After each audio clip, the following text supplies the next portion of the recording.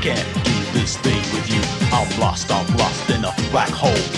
Come on now, won't you give it a go?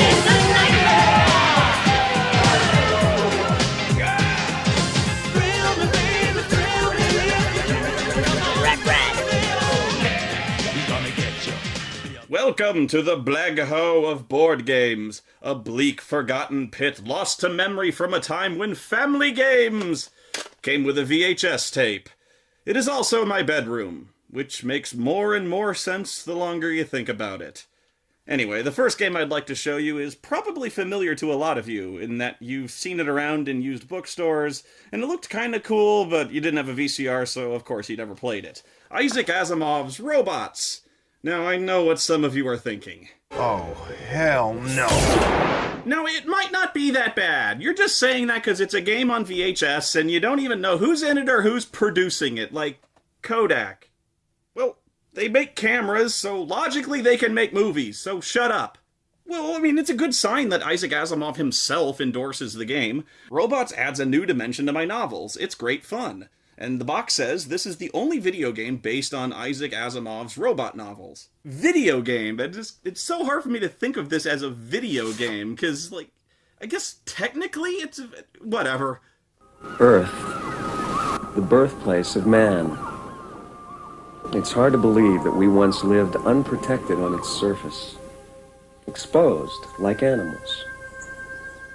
Fortunately, we had the good sense to abandon our cities on the surface and move underground.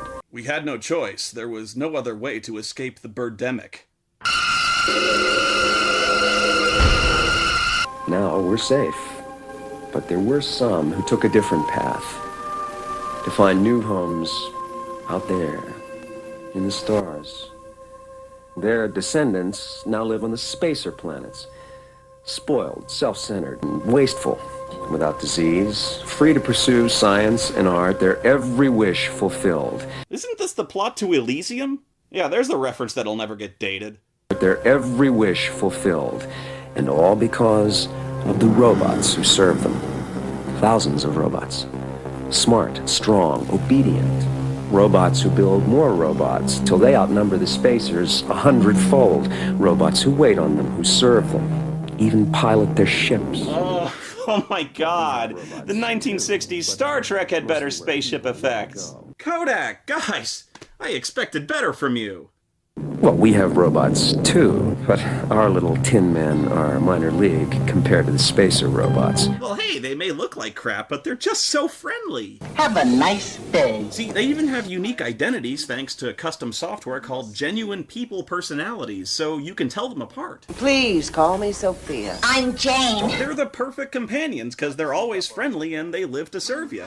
That's why the marketing division of the Sirius Cybernetics Corporation calls Earth robots your plastic pal who's fun to be with. You're a plastic pal who's fun to be with. Unfortunately, the marketing division of the Sirius Cybernetics Corporation was a bunch of mindless jerks who were first against the wall when the revolution came and went to space, and so none of the Earthers like robots. At all.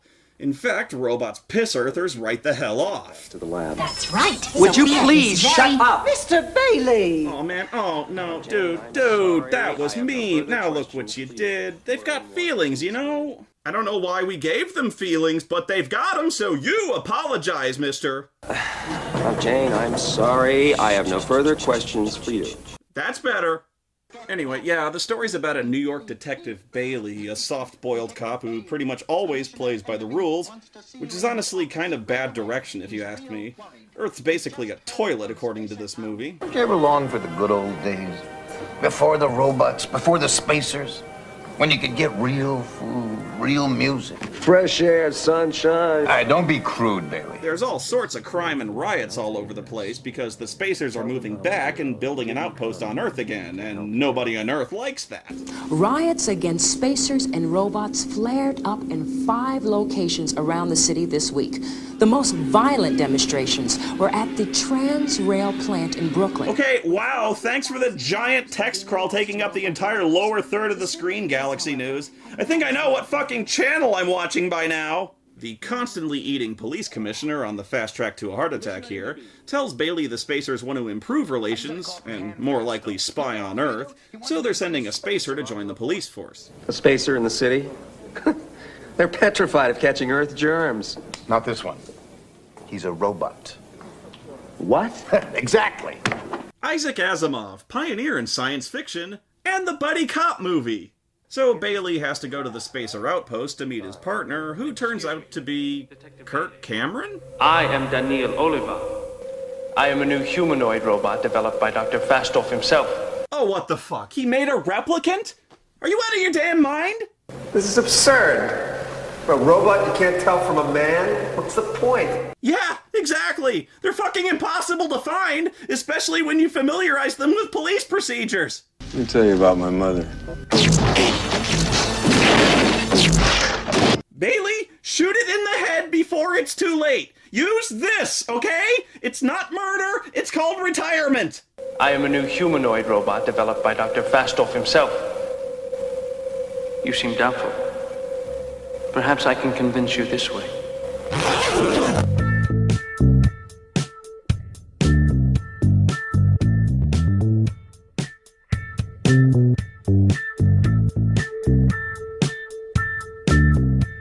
Since police work deals with raw human emotions, he thought it might be a fine way to conduct research.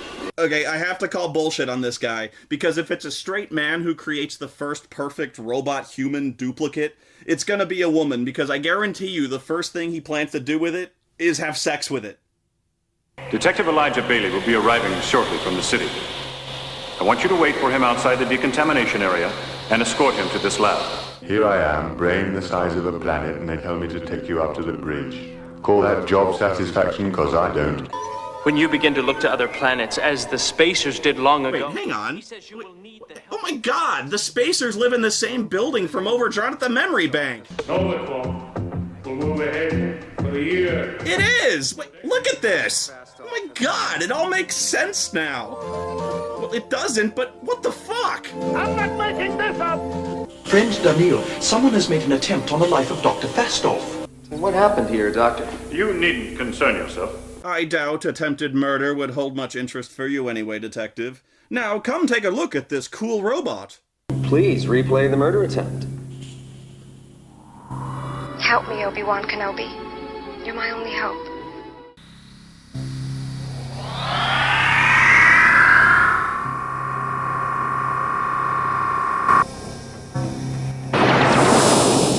I think it's fairly obvious that the robot fired the laser, isn't it? I mean, it comes directly from the center of the camera shot, and it's just about the slowest laser I've ever seen. You don't exactly need to be Neo to dodge that thing.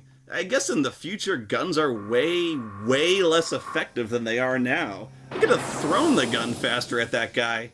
Maybe it's because they load their guns with the same ooze that mutated the Ninja Turtles. Discard heard the blaster being charged behind him, guessed its meaning, and used his robotic speed to save him. Did you get a good look at the assassin, robot? No, Detective. No, but I got a good look at the boom mic up there. So he's fast enough to outrun a beam of light, but not spin his head around and see a guy running out the door? So yeah, Space Ace here is mad as hell that someone took a shot at Jackie Treehorn. And I mean, he's like super fucking pissed off. I cannot let another such incident happen. You have 24 hours. To do what? To find the assailant and bring him to justice. 24 hours? Yes. Or I'll be forced to use the considerable powers of the spacer worlds to restore order. And that's basically the plot of the game. You've got 24 hours to find the attacker, or the spacers invade the... Wait, what? Or I'll be forced to use the considerable powers of the spacer worlds to restore order. What powers? You mean the spacer robots? The Federated Cities of Earth will never stand for that. It is of no concern to me what the cities of the Earth will or won't stand for. Okay, how the fuck did this escalate from attempted murder to threatening the invasion of the entire fucking Earth? You gotta lay off the Red Bull, man. Keldon Armadillo's ultimatum to the city has but 12 hours left. It is rumored that failing an arrest, spacer robots will enter the city to